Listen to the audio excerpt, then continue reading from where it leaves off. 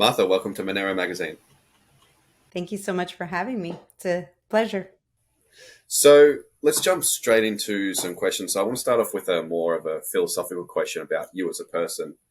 I want to know where your love for freedom comes from because I notice a lot of your posts are very anti-communist, and I assume that has something to do with I don't know if you were born in Cuba or your parents were born in Cuba or whatever the case was, but I feel that plays into it somewhat. Oh, absolutely. So my whole life has revolved around freedom. My parents were born in Cuba. My grandparents before them, kind of long history in Cuba. And my father was given a 6-year jail sentence for attempting to leave Cuba when he was 19, 20 years old. And so my mom broke him out of jail. He served about a year. He served 6 months in prison and then 6 months in a work camp, gulag, whatever you want to call it. And my mother ended up breaking him out of jail, helped him get to the town right next to Guantanamo, and he swam from there to Guantanamo, about a mile in the dark. One of those crazy stories, which I thought was like normal. I thought everyone had heard a story like this from their family because when you grow up in Miami, like everyone has a story like this. Everyone's Cuban and everyone has a similar esque type story, right? And then my parents moved to the U.S. Started doing well here. Ended up in Venezuela. My dad always wanted to be a farmer, and it was just cheaper and easier. And he saw a path in Venezuela. Moved the family there. So I grew up between the two, the US and Venezuela. And then I watched with my own eyes as Venezuela ended up turning into Cuba. Essentially, it ended up in the same. I watched a country that had all this promise, a country where people could start a business and be profitable and be free, turn into a socialist nightmare. Now, it depends what you want to call it. I don't even know if it's communist. They have a dictator in Nicolas Maduro. Before that, they had Chavez. So my dad's warnings to his friends, I was a young girl and I'd see his friends come over to the house and, they'd all be talking. He'd be like, I've seen this before. This happened in Cuba and it's happening here. And his friends would be like, no, that can't happen here. This is Venezuela. We have the most oil on the entire planet. I mean, come on, we're never going to be poor. And now they can't extract oil. I mean, so I watched it happen there and then, moved back to the United States. And I'm watching it happen here. And I'm watching the same reactions that my dad's friends had are now my friends telling me, America's never going to be socialist. Really? That's funny because we're definitely moving in that direction. So I think that love of freedom comes from having to escape so many times, because my parents left Cuba without a dollar in their pocket. I mean, or a peso or whatever you want to, they didn't have any money. They had to leave everything. They were able to leave. My dad left with nothing. My mom left with my brother, and they each had like, I don't know, a thing, some clothes, and that's about it. So they started with zero in the United States. They moved to Venezuela. They, built something up. They had to leave it all behind. So they came back to America. At that point, I was already a teenager, and I was, it's tough. It's tough starting from zero, many times over. And so that's kind of where it comes from. It's like, hey, how many times am I going to watch this before I start telling people this sucks? You don't want this. I promise you, no matter what free stuff they promise you, it's never what they actually promise you. It's always going to be like a crappier version of what they're telling you. They're like, "Oh, we're going to give you free healthcare." Yeah, Cuba has free healthcare if you can afford to buy all the medications you need to be able to, get that free surgery. It's like, oh, we have free trans surgery for people. And it's like, really? Well, you got to show up with all the equipment. You got to show up with all the medical equipment. You got to show up with your, so I guess, sort of, kind of, not really. So what's the driver of all that? Why is what's causing communism in these countries, and in your opinion, moving towards America? Latin America, it's definitely populism. And you see it here in the United States also. Um, it's it might be a little bit of that culture of envy that we see. Definitely comes from those who wish to change things, that they will pin Americans against each other. It's kind of like if you just live on social media and you go out into the streets, you'd think that in America people are just like hating each other. We're just beating each other up. We're like, oh my God, I can't talk to you because you're, a different culture, a different color, a different whatever. And it's not true, but I think it really affects people. Again, right now, people are stuck on their phones 24/7. If you're young, you probably haven't gone out and experienced much. And so it's this culture of everything sucks, everything's hard. You're never going to be able to have all those things that those other people have. And the only real way to get it is if they give it to you. It also comes from a mentality um, of limitations, like there's only X number of housing, there's only X number of land, there's only X number of natural resources. So if somebody else has it, well, you can't have it. And that's not the reality. I mean, over and over and over again, we've proven that what they say isn't true. So I think it's the mentality. It's what they teach you or they don't teach you. Schools here in America are terrible at teaching kids, the realities. It's a scarcity mentality. And you look at all these, Grant Cardones, like these guys that are out there promoting growth and business, and they come from this abundance mentality. And the reality is there's abundance. There's abundance in the world. You can fit everybody that lives today on this planet. You could fit them into Alaska if you did Alaska like New York City, we could fit everyone in Alaska. We are not running out of space. Like there is space. We have technology that improves things. The human mind is amazing. We are able to conquer everything. When I was growing up, I was like, we're not going to have enough oil. And then, like petroleum. And that's kind of one of the things that Venezuela was like, well, we'll always have. We weren't going to have enough. Well, we figured out how to not only, now go fracking and shaling. The humans are just amazing. We are able to do things that we didn't think possible. We're able to solve problems. So we don't have any scarcity. On the contrary. But I think that that's where it comes from. People really, I don't know. I think it's that mentality of you got to get it from someone before they take it from you or something. And it just, at least that's what I saw in Latin America. It was, if I don't give it to you, those evil rich people are going to take it. And it's bullshit. So let's talk about like the intersection of how digital cash can. Talk about the intersection of digital cash, Cuba, and also Venezuela. So how can digital cash help maximize freedom and bring down, call it dystopian or tyrannical dictatorships? Regimes. Yeah. Yep. Well, we've seen it in Venezuela with Bitcoin. People were able to save in a currency that wasn't being devalued the way the Bolivar was. Um, the Bolivar was hyperinflation and people were using Bitcoin. And I think that it solved a little bit of their problem. But Venezuela and Cuba have a big difference. In Venezuela, you can still transact freely. In Cuba, you cannot. If you are not part of the regime, if you do not get money from outside, you really can't transact. So I think for Cuba, Monero is the coin for many reasons, particularly the most important, the one that I stress to Bitcoiners, because, Bitcoiners are Bitcoin maximalists, and they're always like, no, Monero, don't go that way. And I'm like, why? Monero is fantastic. But also, there's a law in Cuba that if you receive money from someone that the regime thinks is working against them, then they can put you in jail for up to 10 years. And so the one thing that I can freely criticize at Bitcoin is it's not private.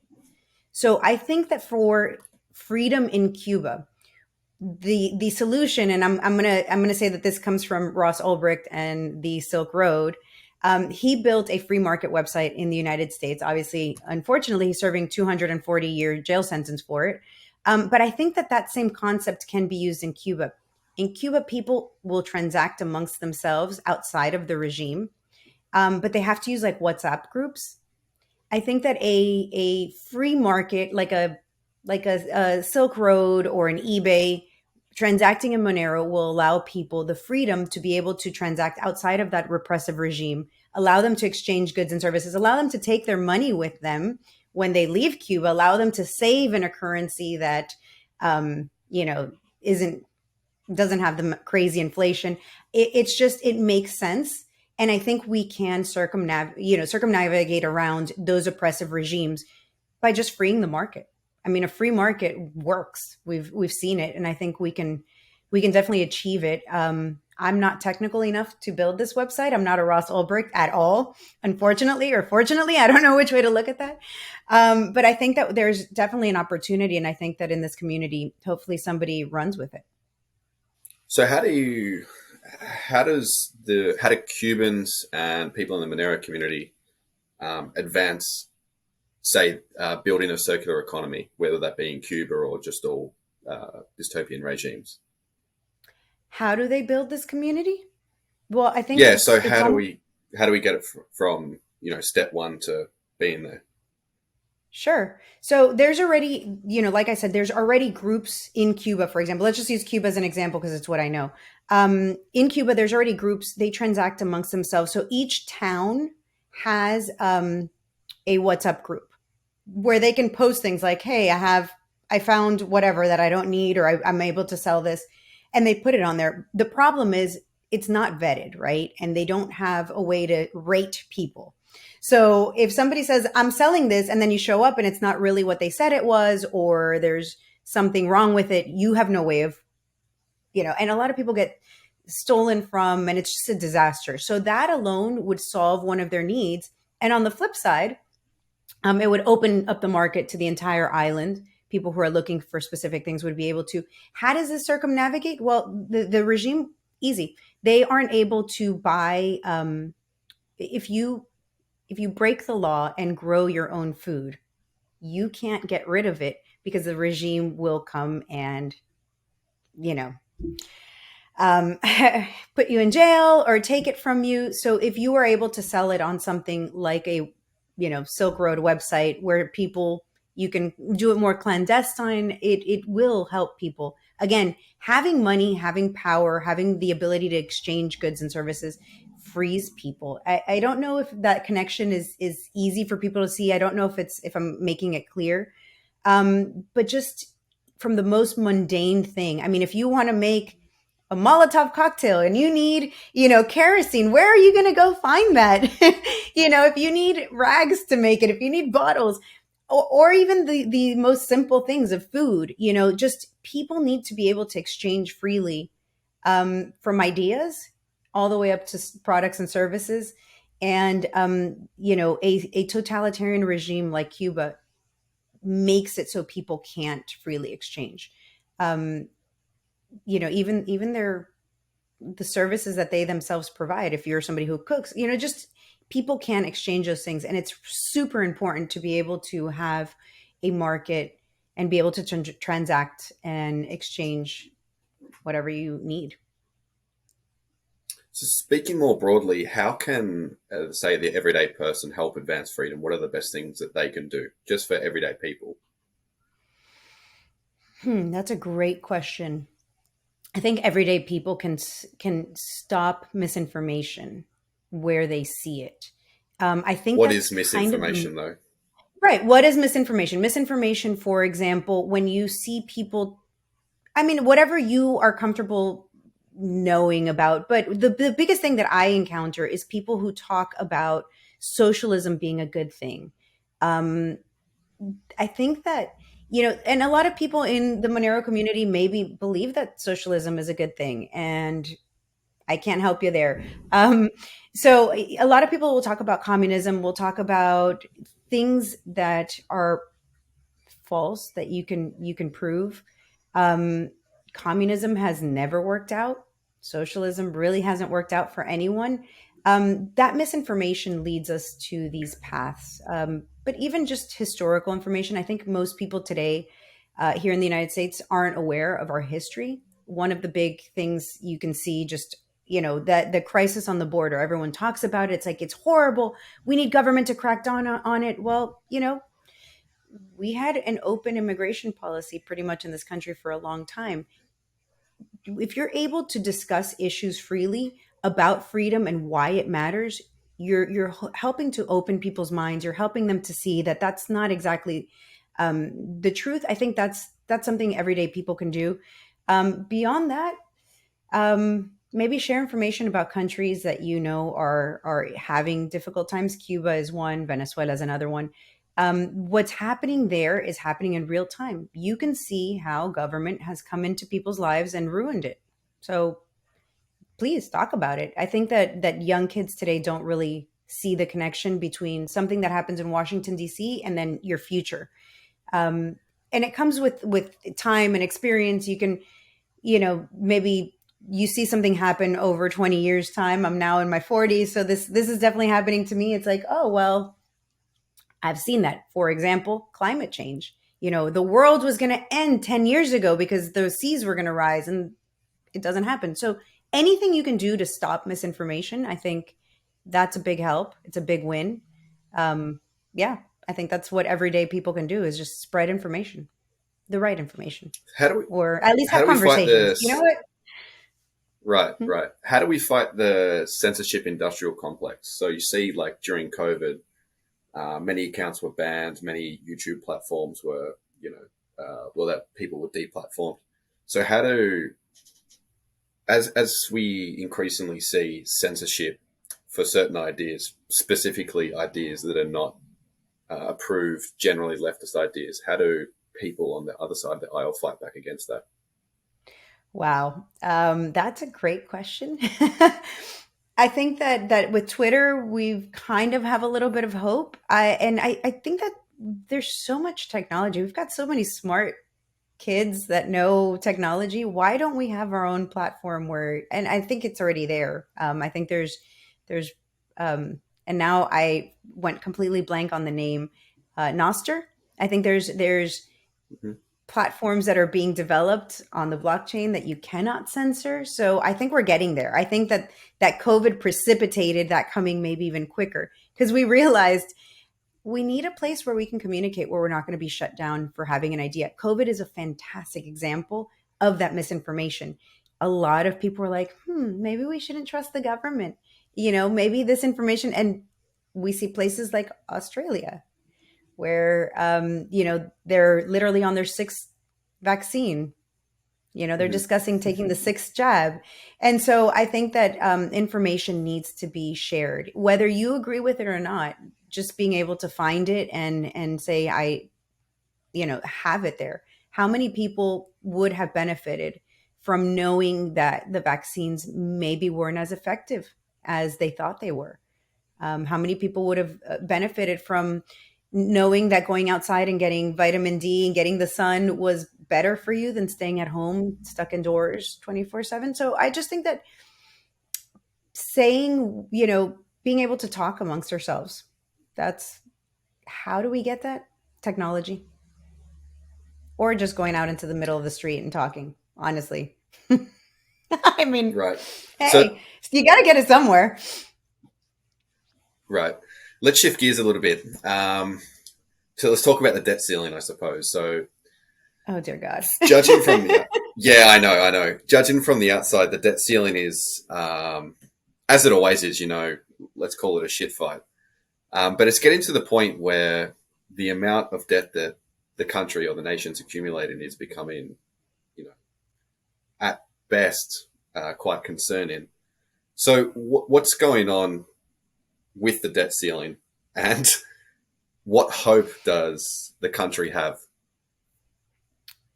We've seen this before. This isn't the first time we've hit the debt ceiling. They're going to go back and forth. They're going to argue. Oh my God, it's the Republicans. No, it's the Democrats' fault. And then they're just going to settle and raise it. I have no expectations that this will be any different than every other time that we've seen it before. Again, this comes with age. I've seen it, been here, done that, have the t shirt, can move on. I'm not concerned. I'm more concerned about the fact that our politicians have put us into this crazy amount of debt. And the real we need separation of government and money, which is again going back to why we're here. Crypto, right? The original idea of separation of like church and state, that was something that was really important in America. In the founding of America, we did not want to have some unelected person, a religious person or other, tell us what we can or can't do. That same concept now, I think, needs to be applied to our money, because that same way that, for example, the church was able to control politicians, control, now with this money issue, they're able to control us. It's always been happening, but you see it now with the dollar. We have inflation with the dollar.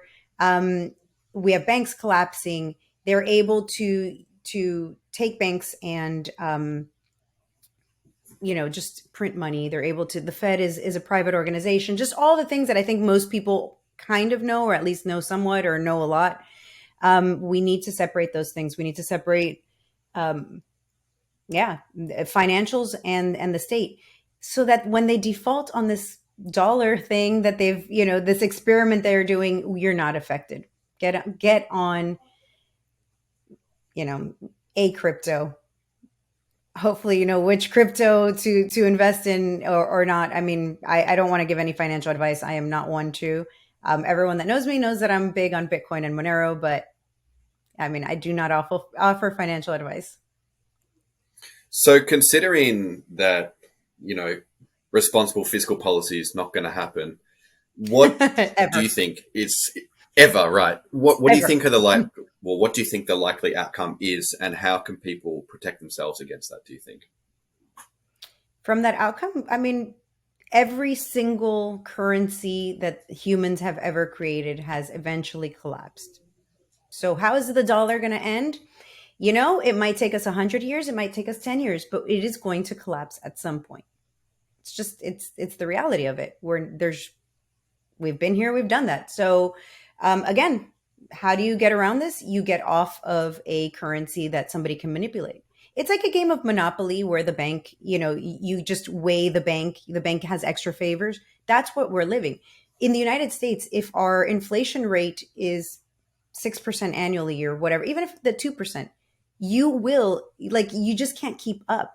Our inflation rate, since we got off the, well, since since we got off the gold standard, is at least 100%. Like, we have lost the value of that dollar is so small today compared to what it was.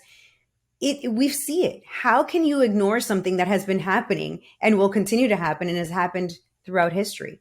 Get off the dollar. I wish we had a more robust crypto, community, that we could all just use it 24/7. We're not quite there yet. Um, so if you're early to this, congratulations. There's rewards for that. So, CBDCs, digital IDs, social credit scores. I think these are the fight backs that the governments are going to implement all around the world. Absolutely. What's your take on them? They want control. They want control, and they're going to get it if we're not smart enough, if we don't have a way out. I mean, they did this again here in America with the Patriot Act. They opened the door to spying on us 24/7 for whatever reason, and people are like, "Well, I don't worry because I don't do anything wrong." And then, you know, they want to know every transaction you're having. Government is not your friend. I don't know why people think that government is their friend, but government is not your friend. And anytime that they take something from you, expect it to get worse and worse and worse. So they're taking away your freedom, they're taking away your privacy, and then they're going to give you this money that is digital. So they will know every transaction. Again, going back to COVID, Canada's a great example. If they were able to stop donations that people like, they were able to freeze accounts of people that gave even $10 to the truckers during their shutdown. Government used the information to literally screw over their population because they didn't agree with who they were supporting. Talk about like just violating of everything. That's what they're going to be able to do with the CBDCs. So, hey, you've been warned. Get off of, definitely do not allow them to do it. And if they do, we're going to have to fight back. We cannot sit here and be the way we were with COVID. I mean, people were just like, I'm honestly shocked that we reacted the way we did. I mean, this is America, right? Like, you expect people to be like, hell no, I'm not going to let the government. And then we're like, let me wear the mask. Let me do the 6 foot distancing. Let me get the vaccine. We didn't behave the way I expected Americans to behave. So if we're going to do that again, I think we're going to have a big problem with the CBDCs. We're just going to let them control us.